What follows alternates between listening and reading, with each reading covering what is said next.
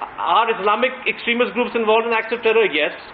Is it an act of responsibility to link any of these groups to Bombay when the investigations are incomplete? It is irresponsible. And I think that's where we should, focus the debate rather than going off into this direction or that direction. This is not a general debate on whether Mr. Digvijay Singh is a responsible man or not.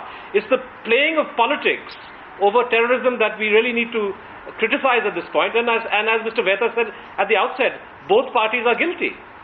Both parties are guilty. Saifuddin Soz, do you get a sense that, Congress party can't be ambiguous on this subject anymore?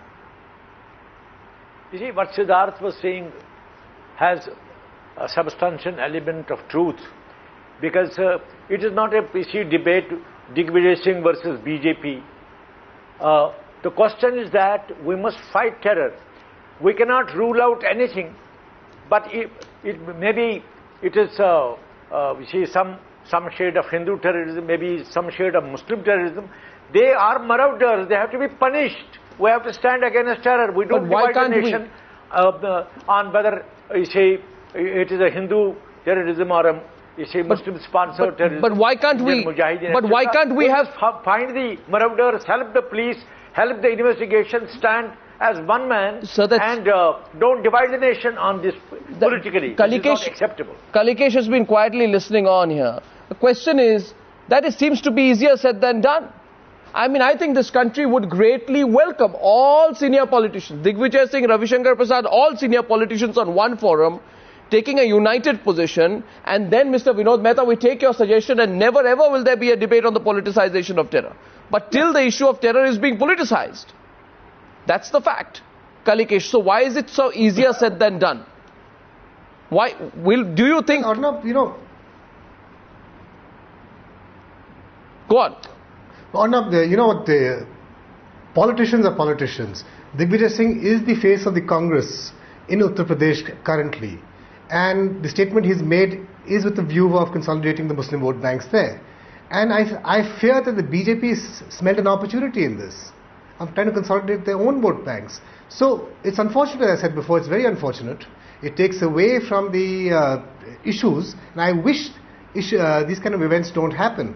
I also wish that voters don't get swayed by these events, so they won't happen in the future. But I fear that as long as it influences voters, political parties will try and exploit such situations, and that's very, very unfortunate. Well, I think smelling an opportunity is a strong charge that has been made here.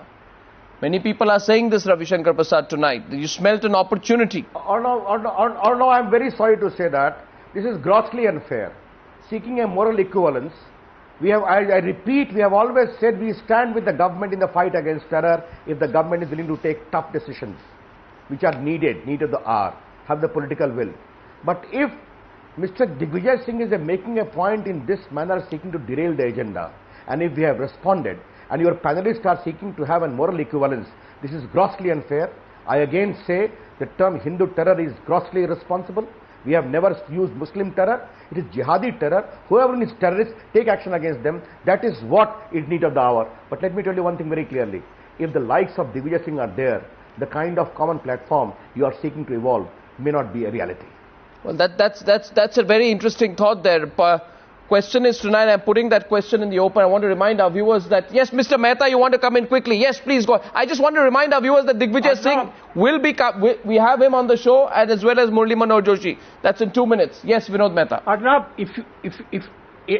if you held an opinion poll in the country and asked people whether BJP and the Congress are interested in fighting terror or interested in politicizing the terror debate, I think 99.9% of people will say they are interested in politicizing the terror debate.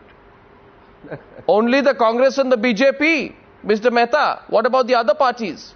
But the other parties are insignificant. These are the two main parties. I mean, they are the ones which are going to decide our destiny.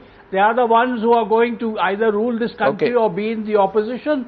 So we must take note of them, and we can't take note of Marxist CPIM's views on this. Well, thank you very much, gentlemen. Thank you. Arnab, if I can just get in. Yes, Siddharth. 30 seconds. Okay, you're in. Yeah, I think just as Digvijay Singh and the Congress party need to introspect about the wisdom of making such kind of foolish statements.